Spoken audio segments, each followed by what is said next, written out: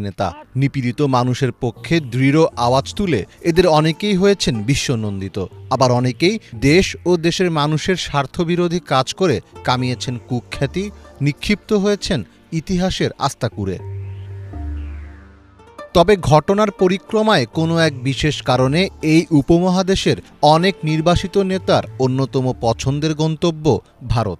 শুধু শেখ হাসিনাই নন, এর আগেও এমন অনেক হাই প্রোফাইল নেতাদের আশ্রয় দেওয়ার নজির দেখিয়েছে ভারত সরকার। তবে শেখ হাসিনার জন্য ভারতে আশ্রয় নেওয়ার বিষয় এটি প্রথম নয়।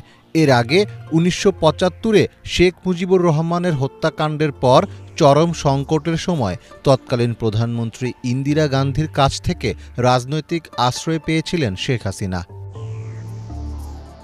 ১৯৫৯ সালের মার্চ মাসে তিব্বত থেকে ভারত ভূখণ্ডে প্রবেশ করেছিলেন ঈশ্বর রাজা খ্যাত দালাই লামা। তিব্বতের ওপর